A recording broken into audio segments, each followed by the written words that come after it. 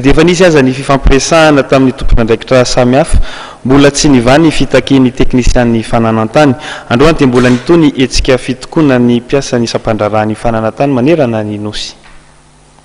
mitony fitokonana tanterahan'ny teknisian'ny fananantany mbola nikatona avokoa araka izany ny braon'ny fananantany manerana ny nosy manamafy ny fitakiana ny famerenana ny fandoniana ny fanavozana ny fananantany fangatahana ny tampanjakana ary fanatsarana ny sata manoka mpiasa ny fananantany ny syndicat des inspecteurs des domaines et de la propriété foncière ny syndicat des contrôleurs des domaines ary ny syndicat des assistants rédacteurs des domaines tsy mbola nisy marimaritra iraisana hita na dia efa nisy hatrany ny fampiresahana teo amin'ny syndicat telo miaraka amin'ny minisym-panjakana raha ny zava-nisy tetsy amin'ny sampandraraka be ny fananantany sy ny fandrefesa-tany tetsy anosy nisy ny nandrafitra ny sosikevitra iraisana momba ny fanavozana ny fananantany ny teknisian'ny fananantany avy eto Antananarivo sy avy any amin'ny faritra araka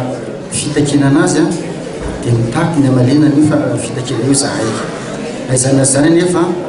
efa misy tegna avy any amin'ny faritra era Madagasikara miakatry izy fa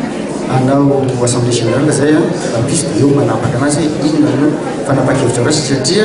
mbola eo andala ny fifampidinina fanjakana rehefa zany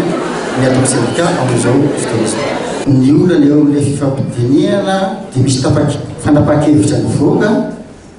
dia izay teknisianina mahita hoe tsy mifanaraka amin'ny zava-misy ny fanapakevitra zay mikasika an'ilay fampiatona dia eo amin'ny lettre de politique foncière zany hoe ny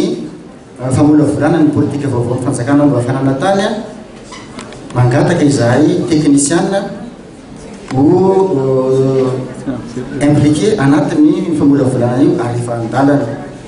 fanaovana an'izay amin'izao efa nanaiky tondra fanjakana fa mijery ahoana fomba tanterana an'izay amin'ny ambangovangony zany dia fanomezana lanja ny zay tokony andraikitra eo amin'ny tanympanjakana zay azo lazaina hoe anisan'ny fiandrianam-pirenena ny tanympanjakana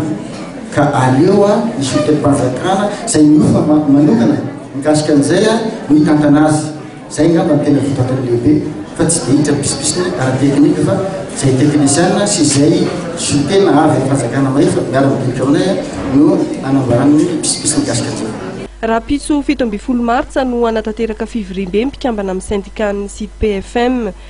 SCDM ary ny SARDM. Raha fanazavana dia amin'io no hamaritra ny ezaka vita amin'ny fitakiana ary anapahana hevitra momba ny toy ny hetsika fitakiana amin'ny fanavozan'ny fananantany, famerenana ny ahafahana mangataka tamin'ny mpanjakana ary ny fanatsarana ny satan'izy ireo ny teknisian'ny fananantany.